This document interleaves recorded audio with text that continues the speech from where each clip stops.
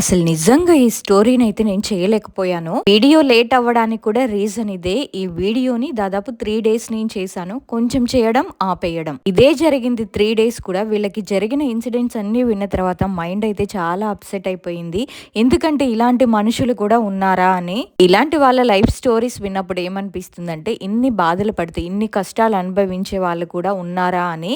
మనకేదైనా చిన్న కష్టం వస్తేనే మనం అల్లాడిపోతాం. దేవుడా నాకెందుకు ఇచ్చావా అని. కానీ వీళ్ళతో పోలిస్తే మన బాధలు ఏ మూలకు కూడా రావు. ప్రేమ పెళ్లిళ్ళు చేసుకోవాలనే ఆలోచన ఉన్న వాళ్ళు తప్పకుండా ఈ వీడియో చూడండి అమ్మా. ఒక మనిషిని నమ్మి మనం తనే జీవితం, తనే మనకు సర్వస్వం అని తనతో పాటు వెళ్ళిపోతాము. ఆ తర్వాత జీవితం ఎలా ఉంటుంది అనేది కళ్ళకి కట్టినట్టుగా ఈ వీడియోలో చెప్పడం జరిగింది. ఇంతకీ అసలు వాళ్ళకి ఏం జరిగింది, వాళ్ళు ఫేస్ చేసిన ఇన్సిడెంట్స్ ఏంటో చెప్తాను. దీన్ని మన సబ్స్క్రైబర్ దుబాయ్ నుంచి పంపించారు. ఇది అందరికీ తెలియాలి, దీని నుంచి అందరు ఎంతో కొంత నేర్చుకుంటారు అని. మీరైతే వీడియోని లైక్ చేయండి.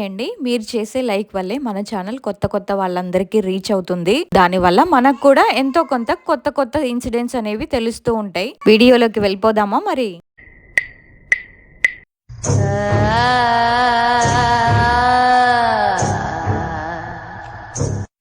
నా పేరు నిరూష. మా అమ్మ నాన్నలది ప్రేమ వివాహం. మా అమ్మ నాన్నలకి మ్యారేజ్ అయిన తర్వాత కొన్ని రోజులకి మా అన్నయ్య పుట్టాడు. ఆ తర్వాత నేను పుట్టాను.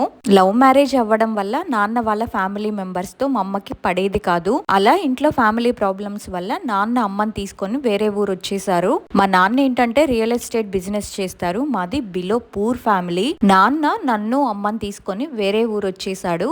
మా అన్నయ్య మాత్రం అమ్మమ్మ వాళ్ళ దగ్గరే ఉండిపోయాడు. మేము అప్పుడు వేరే ఊరికి వెళ్ళేటప్పుడు మా నాన్న దగ్గర జస్ట్ ఒక 100 రూపీస్ మాత్రమే ఉన్నాయి. వేరే ఊరు వచ్చిన తర్వాత మేము ఇల్లు తీసుకున్నాము, బానే ఉంది. నేనేమో గవర్నమెంట్ స్కూల్లో చదువుకుంటున్నాను. 2005వ సంవత్సరంలో మాకు ప్రాబ్లమ్స్ స్టార్ట్ అయ్యాయి. మా అమ్మ చూడ్డానికి చాలా అందంగా ఉంటారు, మా నాన్న కూడా. ఇద్దరు కూడా మేట్ ఫర్ ఈచ్ అదర్ లా ఉండేవారు. ఆ సంవత్సరంలోనే మా అమ్మకి బాగా ఇంకా హెల్త్ ఇష్యూస్ రావడం మొదలయ్యాయి. ఎలా అంటే ఎప్పుడు కూడా వామిటింగ్ అవ్వడం, కాళ్ళు చేతులు ఉబ్బడం ఇలా జరుగుతూ ఉండేది. మా అమ్మ అనారోగ్యంతో బాధపడుతూ ఉండడం వల్ల ఇంట్లో పనులు కూడా చేసుకోలేకపోయేది. నేను అప్పుడు చిన్నపిల్లనైనా అర్థం చేసుకొని ఇంట్లో పనులన్నీ నేనే చేసుకుంటూ ఉండేదాన్ని. ఇంకా మా ఇరుగు పొరుగు వాళ్ళు మా అమ్మని అలా చూసి మా నాన్నతో ఏమన్నారంటే, నీ భార్య చూడడానికి చాలా చక్కగా ఉంటుంది, కానీ ఎందుకయ్యా ఎప్పుడు ఆరోగ్య సమస్యలతో బాధపడుతూ ఉంటుంది, ఎక్కడైనా చూపించండి అని చెప్పారు.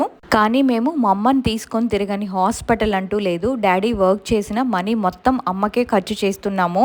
మా అమ్మని చెకప్ చేసిన డాక్టర్స్ అందరూ కూడా ఈమెకి ఎలాంటి సమస్య లేదు, బానే ఉంది అని చెప్పేవారు. కానీ మా అమ్మ అయితే అర్ధరాత్రి అయితే చాలు పెద్దగా అరవడం అలా చేస్తూ ఉండేది. నేనైతే మా అమ్మ అరిచిన అరుపులకి చాలా భయపడేదాన్ని. మా నాన్న కూడా ఎందుకు అలా అరుస్తున్నావు, అసలు నీ బాధ ఏంటో చెప్పు అని అడుగుతూ ఉండేవారు. కానీ అమ్మ మాత్రం ఏమీ సమాధానం చెప్పేవారు కాదు. మాకు కూడా అమ్మ ఎందుకు అలా అరుస్తుందో అర్థమయ్యేది కాదు. అలా దాదాపు 2 సంవత్సరాలు గడిచాయి. కానీ ఈ 2 సంవత్సరాల్లోనే అమ్మ చాలా బక్కగా అయిపోవడం, నల్లగా అయిపోవడం ఇలా జరిగింది. ఇంకా అమ్మ అలా అయిపోతుండేసరికి మా ఇంటి పక్కనే ఒక క్రిస్టియన్ ఆమె ఉండేది. ఆమె ఇంకా మమ్మల్ని చర్చికి తీసుకొని వెళ్ళింది. అప్పటికే మేము క్రిస్టియన్ మతంలోకి కన్వర్ట్ అయ్యాము. అలా చర్చికి వెళ్తున్నప్పటికీ అమ్మ కొద్దిగా కోలుకుంటుందిలే అనుకున్నాము, కానీ పూర్తిగా మాత్రం క్యూర్ అవ్వలేదు. అప్పుడే మా ఇంటి పక్కన ఒక అమ్మమ్మ ఉండేది. ఆమెమో, ఏంటయ్యా ఎప్పుడు చూసినా నీ భార్య ఇలానే ఉంటుందా, అసలు నీ భార్య నువ్వు పట్టించుకుంటున్నావా లేదా, పోనీ ఆమెను తీసుకెళ్లి ఎక్కడైనా చూపించారా లేదా అని ఇలా అడుగుతుంటే, లేదమ్మా మేము చాలా చోట్ల చూపించాము కానీ ఎక్కడా తగ్గడం లేదు అని చెప్తే, అప్పుడు ఆమె, నీ భార్య ఒంట్లో ఏమైనా ఉందేమో, నాకు తెలిసిన ఒక పూజారి గారు ఉన్నారు, అక్కడికి వెళ్దాము అంది. సరే అని మేమందరం కలిసి పూజారి గారి దగ్గరికి శుక్రవారం రోజు వెళ్ళాము. అక్కడికి వెళ్ళిన తర్వాత మేము జస్ట్ అలా కూర్చున్నామంతే. ఇంతలోనే మా అమ్మ కళ్ళు తిరిగి పడిపోయింది. అసలు తను స్పృహలోనే లేదు. ఆ పూజారి గారు ఏం చేశారంటే తమలపాకులు తీసుకొని అందులో కాటుక వేసి చూశారు. అంతే, ఆ తమలపాకులలో ఒక 2 ఆకారాలు కనిపించాయి. అప్పుడు ఆయనకు అర్థమైంది అమ్మకి ఎవరో చేతబడి చేశారు అని. తమలపాకులో కనిపించిన ఆకారాలని మేం కూడా చూసి షాక్ అయ్యాము. వాళ్ళు ఎవరో కాదు, మా రిలేటివ్సే, మాకు తెలిసిన వాళ్ళే. వాళ్ళెవరో నేను తర్వాత చెప్తాను. ఇంకా పూజారి గారు మా అమ్మకి ఒక తాయెత్తుని కట్టి మాకు పసుపు కుంకుమనిచ్చారు. వాటిని నీళ్లలో కలిపి ఇంటికి వెళ్ళిన తర్వాత అమ్మకి స్నానం చేయించమని మేము అలాగే చేసాము. స్నానం చేసిచ్చిన తర్వాత మా అమ్మ నన్ను కాఫీ అడిగింది. సరే అని కాఫీ తీసుకెళ్లి ఇచ్చాను. అప్పుడు అమ్మ నన్ను అడిగింది, నన్ను ఎక్కడికి తీసుకొని వెళ్లారు, ఏం చేశారు అని. అసలు అమ్మకి ఏం జరిగిందో, మేము తనని ఎక్కడికి తీసుకువెళ్ళాము ఇవేవి తెలియవు. ఎందుకంటే అక్కడికి వెళ్ళేసరికి అమ్మ కళ్ళు తిరిగి పడిపోయింది. అందుకే ఏది కూడా తెలీదు. నేనేమో ఒక ఫంక్షన్ కి వెళ్ళొచ్చాంలే అమ్మ అని చెప్పాను. కానీ అమ్మ మాత్రం నమ్మలేదు. నిజం చెప్పు, ఎక్కడికి వెళ్ళాము, అక్కడి నుంచి వచ్చాకే ఇప్పుడు నాకు కొంచెం రిలీఫ్ గా ఉంది, నాకు బెటర్ గా ఉంది అని నన్ను అడుగుతూనే ఉండేసరికి ఇంకా ఏం లేదులే అమ్మ అని చెప్పి నేను అక్కడి నుంచి బయటికి వచ్చేసాను. ఒక్క 2 రోజులు మాత్రమే అమ్మ బానే ఉంది.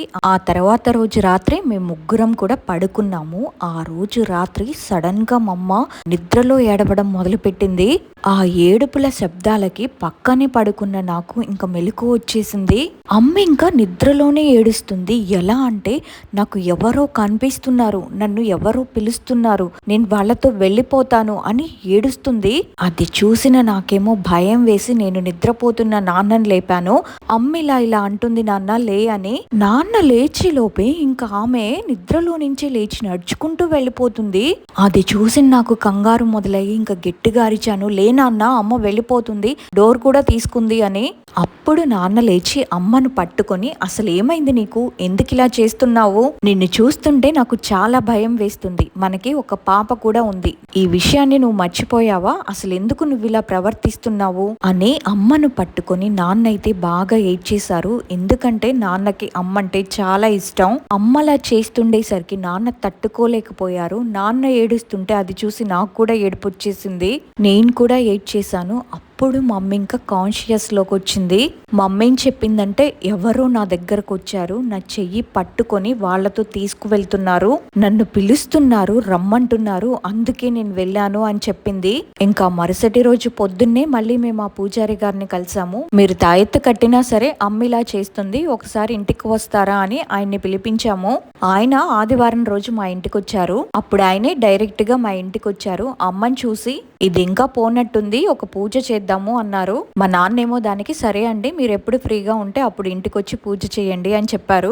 దానికేమో ఆయన ఈ మంగళవారం రోజు చేద్దాము అని మంగళవారం రోజు మళ్ళీ మా ఇంటికి వచ్చారు. కొన్ని నిమ్మకాయలు, ఒక నల్ల కోడి, అమ్మ తల వెంట్రుకలు కొన్ని, అమ్మ బట్టలు, ఒక బొమ్మ, మా ఊరి చెరువు దగ్గర తూటకూల చెట్లు అని చెప్తారు కదా, అవి ఉంటాయి. ఇంకా ఎవ్వరికంట పడకుండా మా అమ్మని తీసుకొని లోపలికి వెళ్ళిపోయి అక్కడే ఒక చెరువు ఉంటుంది, అమ్మని చెరువులో స్నానం చేయించి ఆ తడి బట్టలతోనే ఆయన ముందు కూర్చోబెట్టి ఒక బొమ్మని, అమ్మ కాలిగోర్లు, తల వెంట్రుకలు, బట్టలు అవన్నీ అమ్మ ముందు పెట్టి మంత్రాలు చదవడం మొదలు పెట్టారు.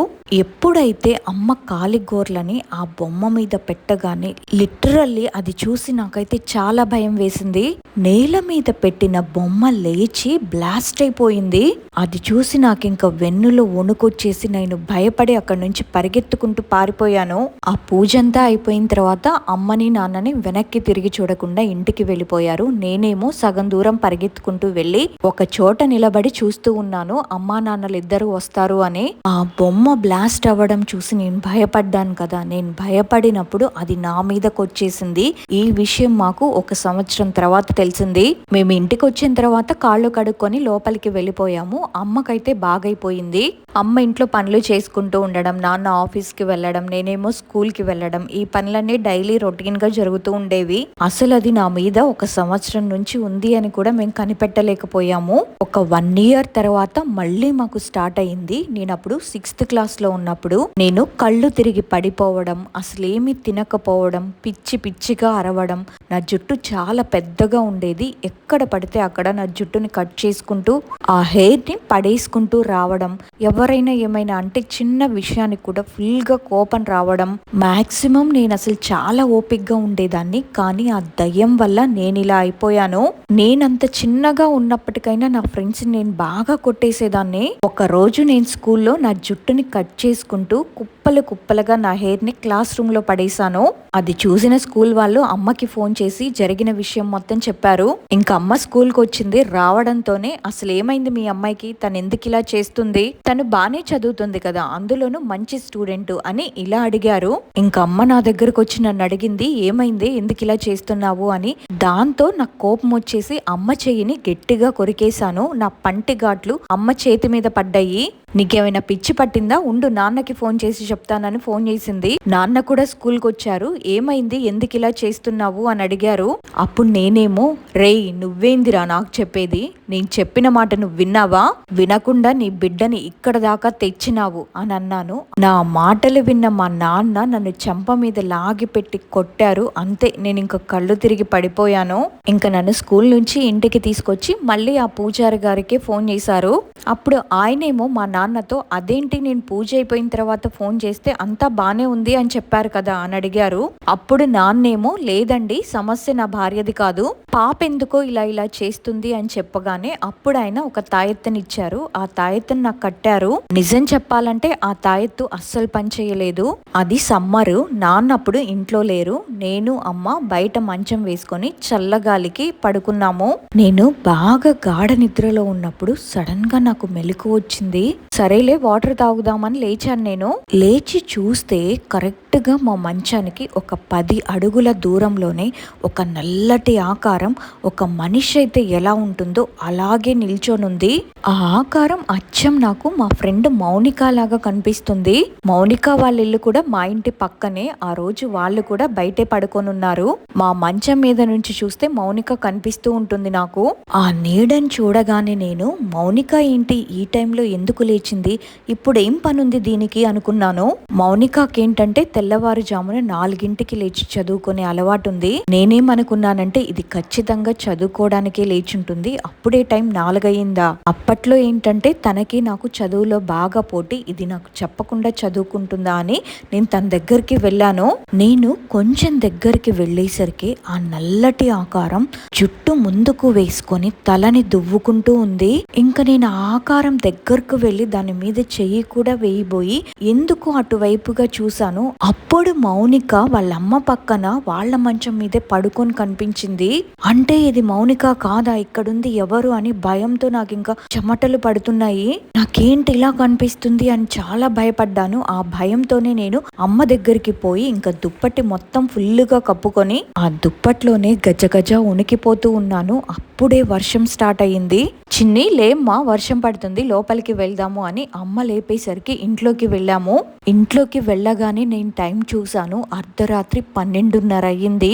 నేను అమ్మ అరుగు మీద పడుకొని ఉన్నాము. బయట వర్షం ఏమో టపా టపా అని పడుతుంది. ఆ సౌండ్ కి నాకు ఇంకా భయం ఇస్తుంది. నేను వణికిపోతూ ఉన్నాను.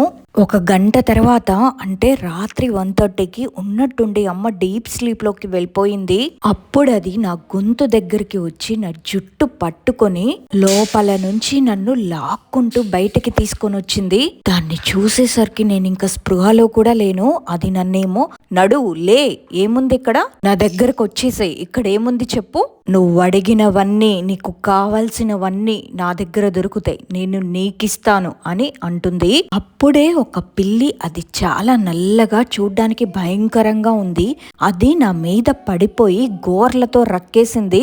అది రక్కిన ప్లేస్ లో నా చర్మం అంతా లేచి అక్కడి నుంచి రక్తం వస్తుంది. నేను ఇంకా అమ్మా అమ్మా అని కేకలు పెట్టినా ఇంతలో అమ్మ లేచి, ఎక్కడికి వెళ్ళిపోయింది ఇది, ఇప్పటి వరకు నా పక్కనే ఉండాలి అని ఎక్కడికి పోయింది అని ఇల్లంతా వెతికింది. నేనేమో బయట గ్రైండర్ వెనక పడున్నాను. నన్ను అక్కడ చూసిన అమ్మ, ఎందుకే ఇక్కడికి వచ్చావు అని నా చెయ్యిని పట్టుకుంటే నా చేతి మీద గోర్లతో రక్కిన గుర్తులు. దాన్ని చూసి మా అమ్మ భయపడిపోయి ఏమైంది ఏమైంది అని అడుగుతున్నా నేనేమో సమాధానం చెప్పలేని పరిస్థితిలో ఉన్నాను. ఇంకా అమ్మ నన్ను లోపలికి తీసుకెళ్లి, ఏం కాదులే అమ్మ, ఏం అవ్వదు అని నాకు అది ఇది చేస్తుంది. నాకేమో భయం పోవడం లేదు. అమ్మేమో, ఎవరే ఇలా గీరారు, అసలు ఏమైందే, నాకెందుకో కంగారుగా ఉంది, ఉండు ఒకసారి నాన్నకి ఫోన్ చేస్తానని ఫోన్ చేసింది. కానీ నాన్న ఫోన్ ఏమో కలవట్లేదు. అప్పటికే టైం 2:30 అయ్యింది. అమ్మేమో నన్ను ఒళ్ళో పెట్టుకొని తను కూడా నిద్రపోకుండా తెల్లారే వరకు కూడా నన్ను జోకొడుతూనే ఉంది. అలా కాసేపటి తర్వాత అమ్మ పడుకుంది. నాకేమో ఆ దయ్యం చేసిన పనికి చాలా వీక్ అయిపోయాను. అమ్మ పడుకున్న కాసేపటి తర్వాత ఇంకా నాకేమైందో ఏమో తెలియదు కానీ నేను డోర్ ఓపెన్ చేసుకొని సమాధుల వైపు వెళ్తున్నాను. నేనసలు ఈ లోకంలోనే లేము. అదేమో రామ్మా నువ్వు వచ్చేసేయ్, నా దగ్గరికి నువ్వు వచ్చేసేయ్, నీకేం అవసరం అసలు ఇక్కడ ఉండడానికి, అవసరమే లేదు, నువ్వు నా దగ్గరికి వచ్చేసేయ్, ఎందుకుంటున్నావు నువ్వు ఇక్కడ, నువ్వంటే నాకు చాలా ఇష్టం అని చాలా క్యూట్ గా మాట్లాడుతుంది. అలా చెప్తూనే నన్ను చేయి పట్టుకుని తీసుకువెళ్ళిపోతుంది. అప్పుడు టైం ఎర్లీ మార్నింగ్ 3:30 అలా అవుతుంది. మా ఇంటి పక్కన ఏంటంటే ఒక అంకుల్ ఉంటారు. ఆయన రోజు 3:30 to 4:30 డైలీ వాకింగ్ కి వెళ్తూ ఉంటారు. ఆ రోజు కూడా ఆయన 3:30కి లేచి ఒక 2 కిలోమీటర్స్ వరకు వెళ్ళిపోయారు. నేనేమో దారిలో నడుచుకుంటూ వెళ్ళిపోవడం ఆ అంకుల్ చూసి నిరూషకేమైంది, ఎవరో తన చేతిని పట్టుకుని తీసుకువెళ్తున్నట్టు చెయ్యి ముందర పెట్టుకుని ఇలా వెళ్ళిపోతుందేంటి, అసలు ఈ పిల్లకి ఏమైంది అని ఆ అంకుల్ నా దగ్గరకు వచ్చి, ఏంటమ్మా ఏంటి నువ్వు అసలు ఈ టైంలో ఇక్కడ ఏం చేస్తున్నావు అని అడిగేసరికి అప్పటికే నేను శ్మశానాలకి దగ్గరగా వెళ్ళిపోయాను. అప్పటికే టైం 3:45 3:50 అలా అవుతుంది. ఆ శ్మశానాలకి నేను ఒక 100 మీటర్స్ దూరంలో ఉన్నానంతే. ఈ టైంలో నువ్వు ఇక్కడున్నావేంటి, అసలు ఒంటరిగా ఇంత దూరం ఎలా వచ్చావు, అసలు నీ పరిస్థితి ఏంటి, ఎందుకు నువ్వు అలా కళ్ళార్పకుండా చూస్తున్నావు అని ఇలా అడిగేసరికి నేను కళ్ళు తిరిగి పడిపోయాను. ఇంకా అంకులే నన్ను ఆయన చేతుల మీద మోసుకుంటూ మా ఇంటి వరకు తీసుకొని వచ్చారు. వచ్చి ఇంకా మా అమ్మ మీద అరిచారు, ఏంటమ్మా పిల్లలా వెళ్తుంటే నీకు సోయ లేకుండా పడుకోనున్నావా, పిల్లలా పోతున్నా నువ్వు పట్టించుకోలేదు, పిల్లేమో శ్మశానాల దగ్గరికి వెళ్ళిపోయింది అని చెప్పేసరికి మమ్మేమో అసలు ఇదెప్పుడు అక్కడికి వెళ్ళింది, నేనేమో నా పక్కనే పడుకోబెట్టుకుని దాన్ని జోకొడుతూ ఉన్నాను, అసలు ఇది ఎప్పుడు లేచి వెళ్ళిందో నాకు తెలియని కూడా లేదు అని చెప్తే సరే జాగ్రత్తగా చూసుకో అని చెప్పి వెళ్ళిపోయారు. ఇంకా ఇలానే ఒక వారం మొత్తం ఇదే పరిస్థితి నాది. అర్ధరాత్రులైతే నిద్ర లెగవడం, నాకే తెలియకుండా నేను సమాధుల దగ్గరికి వెళ్ళిపోవడం, మా అమ్మ చూసి తీసుకురావడం ఇలా జరుగుతూ ఉండేది. కొంతమంది పొలాల్లో సమాధులు కట్టించుకుంటారు కదా, అలా మా ఇంటి దగ్గరలోనే ఒక పొలంలో సమాధి ఉంటే నేను అర్ధరాత్రి లేచి నడుచుకుంటూ వెళ్లి ఆ సమాధి మీద కూర్చున్నానంట. చాలా సేపటి తర్వాత మా అమ్మ చూసి నన్ను అక్కడి నుంచి ఇంటికి తీసుకొని వచ్చేసింది. ఆ తర్వాత అమ్మకి ఎవరైతే నయం చేశారో ఆ పూజారిని అప్రోచ్ అయ్యారు. ఆయనతో పాపకి ఇలా జరుగుతుందని చెప్తే ఆయనేమో నీకు చేతబడి చేపించడం అయిపోయింది, ఇప్పుడేమో నీ కూతురికి చేపించడం మొదలు పెట్టారు, మీలో ఎవరో ఒకళ్ళు చనిపోయే వరకు వాళ్ళు చేస్తూనే ఉంటారు, ఈ ప్రాబ్లం అప్పటి వరకు సాల్వ్ అవ్వదు. ఇంకా ఆయన మా నాన్నతో మళ్ళీ ఇప్పుడు మీ అమ్మాయికి బాగు చేయాలంటే నా వల్ల కాదు, ఎందుకంటే నీ భార్యకి నేను బాగు చేసినప్పుడు నేను చాలా ప్రాబ్లమ్స్ ఫేస్ చేయాల్సి వచ్చింది, ఇప్పుడు మళ్ళీ మీ అమ్మాయికి బాగు చేసి నేను ఆ రిస్క్ తీసుకోలేను అని ఆ పూజారి గారు వేరే వాళ్ళ నెంబర్ ఇచ్చారు. మేము ఆయన్ని అప్రోచ్ అయ్యాము. ఆయన ఏం చెప్పారంటే, అమ్మా ఇదంతా ఎవరో చేపిస్తలేరు, మీ వాళ్ళే, మీ దగ్గర వాళ్ళే ఇదంతా చేయిస్తున్నారు, మీ కుటుంబంలో ఎవ్వరు కూడా మిగలకూడదని చేయిస్తున్నారు అని చెప్పారు. నేనేమో ఇట్లాగే కోలుకోవడం, మళ్ళీ పడిపోవడం, ఇలాగే నాకు హెల్త్ ఇష్యూస్ రావడం ఇట్లానే జరుగుతూ ఉండేది. అప్పుడు మేము ఆయనతో కూడా మాట్లాడి ఎలాగైనా సరే దీన్ని తీపించండి, దీన్ని వదిలించండి, ఎట్లా అయినా సరే మీరే ఏదో ఒకటి చేయండి ప్లీజ్ అని అడిగేసరికి ఆయన కూడా సరే అని అది ఇది చేసి నా పైనుంచి దాన్ని తీసేశారు. ఇంకా మొత్తం కూడా పోయిందిలే అనుకున్నాము. ఆ తర్వాత ఆయన అసలు ఇది ఎవరు చేపిస్తున్నారో నేను మీకు చూపిస్తానని చెప్పి ఒక తమలపాకులో కొంచెం కాటుక వేసి ఆయన చూశారు. ఒక ఆమె ఒక ఆయన ఏజ్ 45 అలా ఉంటాయి, బట్టలు లేకుండా వాళ్ళు దిగంబరులుగా ఉండి అమ్మకి, నాకు, నాన్నకి, అన్నకి అందరికీ చేతబడి స్టార్ట్ చేశారు. ఎలా అయినా సరే అసలు వీళ్ళు ఉండకూడదు, చనిపోవాలి అని వాళ్ళని మేము కూడా చూసాము. అమ్మ అయితే అసలు చూసి షాక్ అయిపోయింది, ఎందుకంటే ఇదంతా చేపిస్తుంది అమ్మ వాళ్ళ రిలేటివ్సే అని. అరే వీళ్ళెందుకు ఇలా చేపిస్తున్నారు, మమ్మల్ని బ్రతకనివ్వకుండా అని అసలు ఆ షాక్ లోనే ఉండిపోయింది. ఆ తర్వాత ఇంకా అమ్మకులాగే నాకు కూడా సేమ్ ప్రాసెస్ లో చేశారు. నా జుట్టు, గోర్లు, నా బట్టలు ఇవన్నీ తీసుకెళ్లి నన్ను కూడా నదిలో స్నానం చేపించి ఆయన ముందు నన్ను కూర్చోబెట్టి నాకు పూజ చేశారు. అయిపోయిన తర్వాత వెనక్కి తిరిగి చూడకుండా ఇంటికి వెళ్ళిపోమన్నారు. ఇదంతా చేసినా సరే నాకైతే తగ్గలేదు. కొన్ని రోజుల వరకు నేను బాగానే ఉన్నాను. ఆ తర్వాత నాకు ఫీవర్ రావడం, వామిటింగ్ అవ్వడం, ఆ వామిటింగ్ కూడా ఎల్లోయిష్ గా ఉండేది. ఎటంటే అటు నేనే వెళ్ళిపోవడం, పిచ్చి దానిలాగా ఒక దగ్గర కూర్చోవడం, జుట్టు కట్ చేసుకోవడం, నాలో నేనే మాట్లాడుకోవడం అలా చేసేదాన్ని. ఎప్పుడూ కూడా నేను వంటగదిలో ఒక చోట కూర్చొని నాలో నేనే మాట్లాడుకునేదాన్ని. అప్పుడు అమ్మేం చేసిందంటే అసలు ఇది తనలో తనే ఏం మాట్లాడుకుంది తెలుసుకుందామని అప్పుడు నోకియా ఫోన్ అని చిన్న ఫోన్ ఉండేది. ఆ ఫోన్ లో రికార్డ్ ఆప్షన్ ఆన్ చేసి నాకు తెలియకుండా కిచెన్ లో పెట్టి వెళ్ళిపోయింది. ఆ తర్వాత రికార్డింగ్ మా అమ్మ విందంట. అందులో నేనేం మాట్లాడానంటే, అసలు నువ్వు ఎందుకు వచ్చావు ఇక్కడికి, ఎందుకు నన్ను తీసుకొని వెళ్ళాలి అనుకుంటున్నావు, ఎందుకు నన్ను ఇలా టార్చర్ చేస్తున్నావు అని నాలో నేనే ఇలా గుసగుసలు మాట్లాడుకుంటూ ఉండేదాన్నంట. నా లోకంలో నేను ఉండేదాన్ని, అంతేగాని అసలు స్పృహలోనే ఉండేదాన్ని కాదు. మమ్మేమో తన పని తను చేసుకుంటుంది, మా నాన్నేమో తన పని తను చేసుకుంటూ ఉండేవాడు. నేనేమో నా లోకంలో ఉండేదాన్ని. ఇంకా నేను పూర్తిగా లాస్ట్ స్టేజ్కి వచ్చానమాట. ఎలా అంటే మంచం మీదే పడుకొని ఉండడము, కళ్ళు తెరవకపోవడం, కళ్ళ కింద నల్లగా అయిపోవడం, బక్కగా అయిపోవడం, వామిటింగ్స్ పచ్చ పచ్చగా చేసుకోవడం, ఎవరితోనూ అసలు ఏమీ మాట్లాడకపోవడం. అది చూసి అందరూ కూడా ఇంకా నేను చనిపోతాననుకున్నారు, బతకననుకున్నారు. ఇంకా ఆ టైంలోనే అమ్మ అన్నయ్యకి కాల్ చేసి చెప్పింది. అన్నయ్య అంటే మా కజిన్ బ్రదర్, మా పెద్దమ్మ వాళ్ళ కొడుకు. మా అన్నయ్య ఇంటికి వచ్చాడు. ఇంకా ఆ రోజే టైం 6:30 అలా అవుతుంది. ఆ టైంలో ఏంటంటే పక్షులన్నీ గూటికి తిరిగి వెళ్ళిపోతూ ఉంటాయి కదా, కానీ కొన్ని కాకులు మాత్రం నేను ఒక ప్లేస్ లో పడుకుంటే అవి నా చుట్టూ తిరిగి రౌండ్ ఆఫ్ చేసినాయి. ఆ టైంలో మా అమ్మ లోపల పని చేసుకుంటూ ఉంది. ఇంకా అన్నయ్య నన్ను చూడగానే అమ్మకి చెప్పాడు. అమ్మ ఇంకా దాన్ని చూసి ఒకటే ఏడ్చేసింది.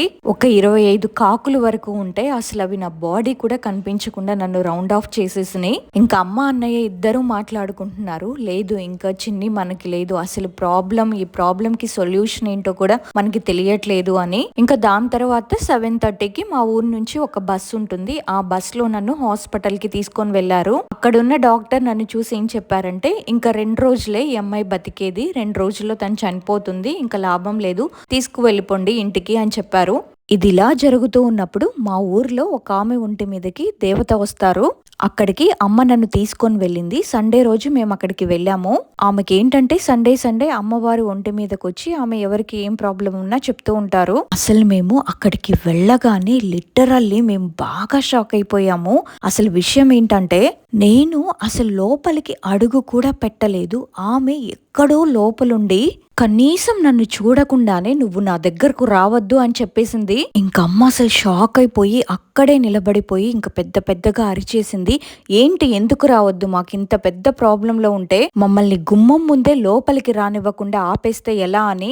అప్పుడు ఆమె ఒంటి నిండా పసుపు బట్టలతో, పెద్ద కుంకుమ బొట్టుతో, వేపాకులతో లోపల నుంచి లేచి మా దగ్గరకు వచ్చి నన్ను తుక్కుగా కొట్టేస్తుంది. అసలు ఎలా అంటే ఆమెకి ఇష్టం వచ్చినట్టు నన్ను కొట్టేసింది. ఆమె కళ్ళు మొత్తం కోపంగా ఎర్రగా అయిపోయాయి. నాలో ఉన్న ఆత్మని ఆమె పిచ్చిగా కొట్టి, అసలు ఎందుకు వచ్చినావే నువ్వు, ఈ పిల్లని ఏం చేయడానికి వచ్చినావే, ఎందుకు ఈ పిల్లని ఇంతలా టార్చర్ చేస్తున్నావు అని. అసలు అక్కడ చూసే వాళ్ళకి ఎలా ఉందంటే, ఒక దయ్యము ఒక దేవతకి మధ్యలో ఒక వార్ జరుగుతున్నట్టు. దాదాపు ఒక 45 నిమిషాల వరకు కూడా అమ్మవారు దాన్ని కొట్టడము, అడగడము ఇదే జరిగింది. ఆ తర్వాత అమ్మవారు మాతో మొత్తం చెప్పారు. అసలు ఇంతకీ చేతబడి చేయించింది ఎవరంటే, మా నాన్న వాళ్ళ అమ్మ, తమ్ముడు, వీళ్ళంతా దిగంబరులుగా ఉండి మమ్మల్ని చంపేయాలని చూస్తున్నారు. ఎందుకంటే మా నానమ్మ దగ్గర నుంచి నాన్నని దూరం చేశాం కాబట్టి. అమ్మ నాన్నని తీసుకొని అక్కడి నుంచి వచ్చేసింది కదా, దానికి నానమ్మేమో వాడు నా మాట వినకుండా పోతాడా, దానితోనే ఉంటాడా, నన్ను కాదనుకొని వెళ్ళారు కదా, వీళ్ళు సుఖంగా ఎలా ఉంటారో చూస్తాను, వీళ్ళు సర్వనాశనం అయిపోవాలి, చచ్చిపోవాలి అని మా మీద చేతబడి చేపించారంట అని ఇదంతా ఆత్మనే చెప్పింది. వీళ్ళ అత్తనే చేపిస్తుంది. వీళ్ళ మీదకి నన్ను వదిలారు, కంపల్సరీ నేను ఎవరో ఒకళ్ళని తీసుకొని పోతాను నాతో పాటు అని ఆ ఆత్మ ఇలా చెప్తుంటే ఇంకా అమ్మవారికి బాగా కోపం వచ్చి నన్ను కొట్టి నా మీద పసుపు చల్లి, కుంకుమ బొట్టు కూడా చల్లి, వేపాకు వేసి వెళ్ళిపో, లేకపోతే నిన్ను బంధిస్తాను. ఇంకా ఆత్మతో ఆ చేతబడి ఎవరైతే చేయించారో వాళ్ళకే రివర్స్ కొట్టేలాగా చూడు అంటే, లేదు నేనైతే ఇక్కడి నుంచి వెళ్ళిపోతాను, నా దారిన నేను వెళ్తుంటే వాళ్ళు పిలిచి వీళ్ళ మీదకి ప్రయోగించారు, వాళ్ళ మాటలు విని వీళ్ళ ప్రాణాలు తీయడానికి నేను ఇక్కడికి వచ్చాను, ఇప్పుడు నా దారి నేను చూసుకుంటాను, వెళ్ళిపోతాను అని చెప్పింది. ఆ తర్వాత కొన్ని డేస్ మేము మంచిగానే ఉన్నాము, నాకు బాగైపోయింది. ఆ తర్వాత మా నాన్నకి స్టార్ట్ అయ్యింది. 2021 సంవత్సరం వరకు కూడా మేము సఫర్ అవుతూనే ఉన్నాము. ఇంకా మా నాన్న మీద ఎలా అంటే అమ్మని అనుమానించడం మొదలు పెట్టాడు. ఇష్టం వచ్చినట్లు కొట్టడం, నన్ను కూడా కొట్టడం. అసలుకైతే మా నాన్న ఎప్పుడు నన్ను కొట్టలేదు. అలాంటిది ఒక రోజు నన్ను కొడితే నేను వెళ్లి గోడకి తగిలి వెనక్కి వచ్చాను. అలా కొట్టారు నన్ను. ఇంకా మా నాన్నకి స్టార్ట్ అయింది కదా చేతబడి. ఇంకా మమ్మల్ని వదిలిపెట్టి మా నాన్నమ్మ దగ్గరికి వెళ్ళిపోవడం అలా అన్నమాట.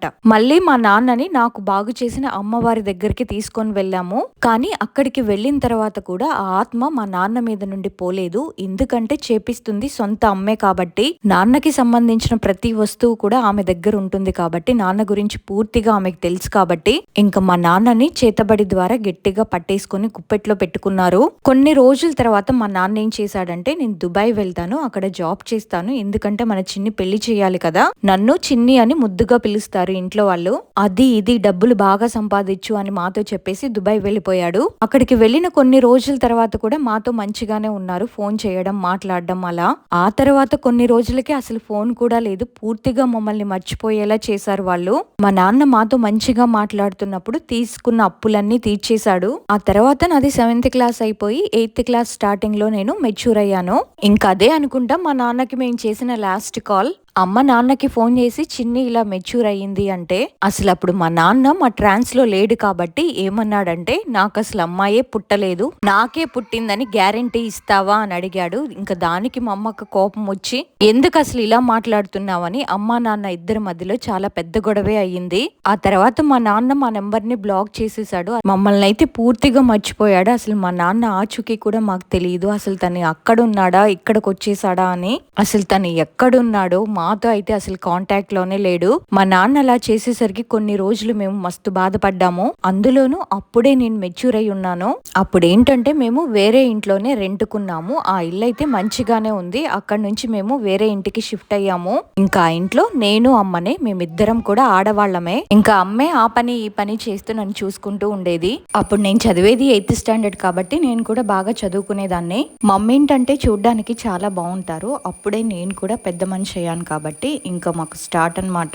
తల్లి ఒకడిని ఉంచుకున్నది, బిడ్డ ఒకడిని ఉంచుకున్నది, ఇద్దరు ఆడవాళ్ళు కూడా ఇట్లా బతుకుతున్నారు అని ఇలా లేనిపోని నిందలు మా మీద.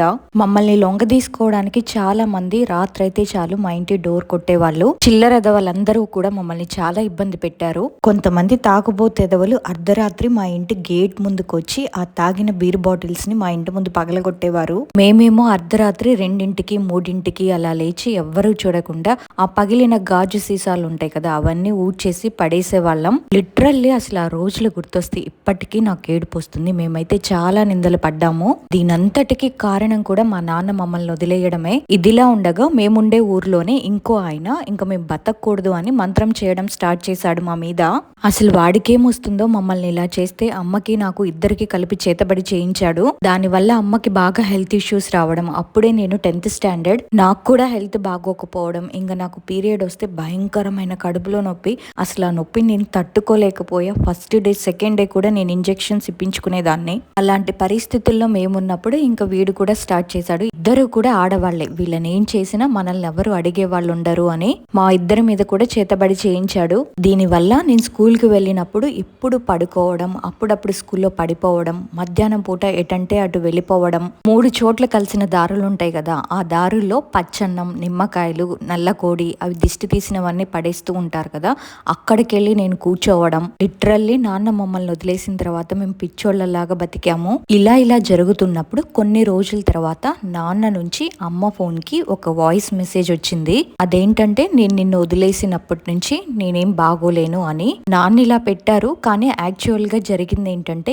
ఈ మధ్యలోనే నాన్న దుబాయ్ నుంచి ఇండియా వచ్చి వేరే వాళ్ళని పెళ్లి చేసుకున్నాడు. అసలు నాన్న వేరే వాళ్ళని పెళ్లి చేసుకున్న విషయాలు కూడా మాకేం తెలియవు. వాళ్ళకి 2 పాపలు 1 బాబు పుట్టారు. నాన్న దగ్గర నుంచి వాయిస్ రికార్డ్ రాగానే అమ్మ అసలు ఎందుకు ఫోన్ కూడా చేయలేదు, ఎలా ఉన్నారు కనీసం అడగలేదు అని ఆ నంబర్ కి ఫోన్ చేసింది.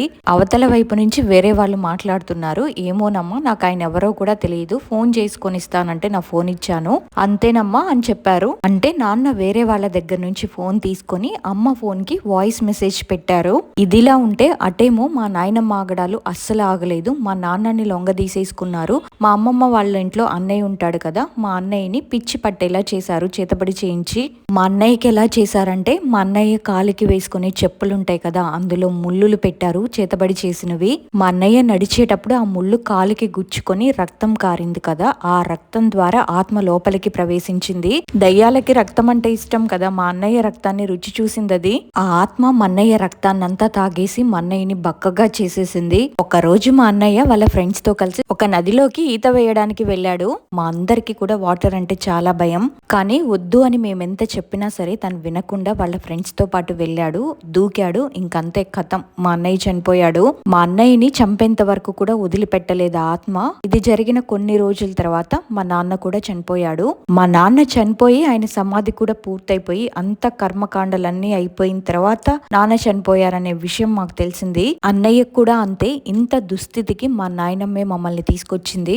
మా నాన్న అన్నయ్య ఇద్దరు చనిపోయిన తర్వాత ఒక రోజు మేము మా అమ్మమ్మ వాళ్ళ ఇంటికి వెళ్ళాము. అప్పుడు ఏంటంటే సడన్ గా నా ఒంట్లోకి మా అన్నయ్య వచ్చాడు. అసలు మా అన్నయ్య ఎలా చనిపోయాడో కూడా మాకు తెలియదు. వాళ్ళ ఫ్రెండ్స్ తో కలిసి ఈత వేయడానికి వెళ్ళాడు అని మాత్రమే తెలుసు. అక్కడ ఏం జరిగిందో మాకు తెలియదు. మా అన్నయ్య నా ఒంట్లోకి వచ్చి ఈచ్ అండ్ ఎవ్రీ పాయింట్ ప్రతిదీ ఎక్స్ప్లెయిన్ చేస్తున్నాడు. నేను చనిపోలేదు, నన్ను చంపేశారు. నేను ఆ వాటర్ లో కూడా దిగలేదు. ఆ గట్టున నిలబడి ఉంటే వెనక నుంచి నన్నెవరో తోసేశారు. ఇంకా వాటర్ లో పడిపోయిన తర్వాత నా ఆత్మ నా బాడీలో నుంచి సపరేట్ అయ్యింది అని. మా అన్నయ్య వాటర్ లో పడినప్పుడు తనకి ఏజ్ ఒక 12 years మాత్రమే ఉంటుంది. అంత చిన్న ఏజ్ కాబట్టే అందులో నుంచి బయటికి రాలేకపోయాడు, చనిపోయాడు. ఇప్పుడు కూడా మా అన్నయ్య అక్కడున్న వాళ్ళకి ఆత్మ రూపంలో కనిపిస్తాడు అంట. కానీ ఎవ్వరికి ఏ హాని చెయ్యడు. అక్కడున్న వాళ్ళు అందరూ చెప్పుకుంటూ ఉంటారు మా అన్నయ్య ఆత్మగా కనిపిస్తూ ఉంటాడు అని. ఇప్పుడని కాదు, ఎప్పుడు నేను అమ్మమ్మ వాళ్ళ ఇంటికి వెళ్ళినా సరే మా అన్నయ్య నా ఒంట్లోకి వచ్చి ఏడుస్తూ ఉంటాడు.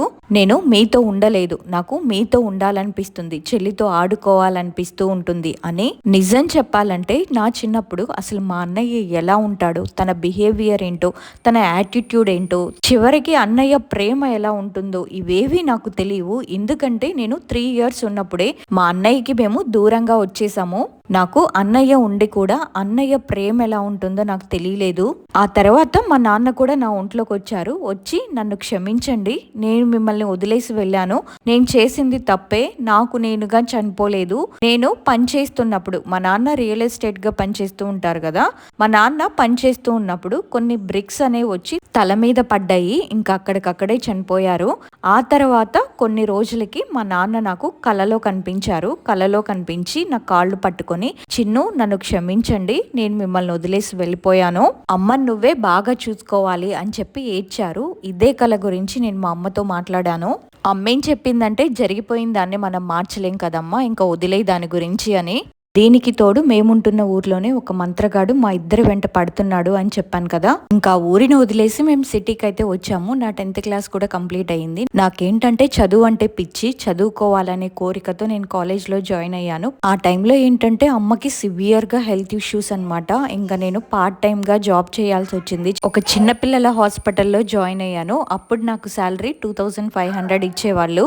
కాలేజ్కి వెళ్ళి కాలేజ్లో ఉన్న సార్కి చెప్పాను, నా పరిస్థితి ఇది, మాకెవ్వరు లేరు, నేనే అమ్మని చూసుకోవాలి అని పర్మిషన్ అడిగి పార్ట్ టైం జాబ్ కి వెళ్లేదాన్ని. అప్పుడు ఏంటంటే అమ్మ ఇంకా లేవలేని పరిస్థితుల్లో ఉండేది. నేనే అన్ని అర్థం చేసుకొని పొద్దున్నే లేచి అమ్మకి స్నానం చేయించి వంట చేసి అమ్మని ఇంకా లోపల పెట్టేసి డోర్స్ అన్ని లాక్ చేసేసి తాళం వేసి వెళ్ళిపోయేదాన్ని. ఇంకా ఒక చిన్న పాపలా చూసుకునేదాన్ని. డోర్స్ ఎందుకు వేసేదాన్ని అంటే అమ్మని అలా వదిలేసి వెళ్ళిపోతే ఎటైనా వెళ్ళిపోతుందేమో అన్న భయం. ఇంకా ఆమె మన లోకంలోనే ఉండేది కాదు. నేను తిరిగి వచ్చేటప్పటికల్లా అమ్మ అసలు చాలా దీనమైన స్థితిలో ఉండేది. వామిటింగ్ చేసేయడం, బట్టలు లేకుండా ఉండడం. మరి నేను బయటికి వెళ్ళినప్పుడు ఇంట్లో ఏం చేసేదో ఏం జరిగేదో నాకైతే తెలియదు. అది చూసాక నేనైతే చాలా ఏడ్చేదాన్ని. ఇలాంటి పరిస్థితుల్లో కూడా ఒక్కరి సపోర్ట్ కూడా మాకు లేదు, మేమిద్దరమే అని ఏడవని రోజంటూ లేదు. మా అమ్మని నేను ఎందుకు ఇలా చేసావమ్మా అని అడిగితే తను ఏం సమాధానం చెప్పేది కాదు, అసలు కాన్షియస్ లోనే ఉండేది కాదు. ఇంకా ఆ రోజే నేను డిసైడ్ అయిపోయాను, నేను ఎక్కడ జాబ్ చేస్తే అక్కడే అమ్మని తీసుకెళ్లి చూసుకోవాలి అని. ఇంకా నేను ఒక హాస్పిటల్లో జాబ్ చేస్తున్నాను అని చెప్పాను కదా. ఇంకా హాస్పిటల్లో మేడం అడిగాను, మీ టెర్రస్ మీద ఉంటాం మేడం, నేను అమ్మే, మాకెవ్వరూ లేరు, అన్నయ్య నాన్న చనిపోయారు అంటే ఫ్యామిలీ నుంచి ఒక్కరు కూడా సపోర్ట్ లేదు మేడం అని చెప్తే, సరే అమ్మ నువ్వు కాకపోతే ఇంకెవరు చూసుకుంటారు, ఉండండి అని చెప్పింది. అలా కొన్ని రోజులు అక్కడ ఉన్నాము. మళ్ళీ నాకు వేరే చోట జాబ్ వచ్చింది, అక్కడికి వెళ్ళాము.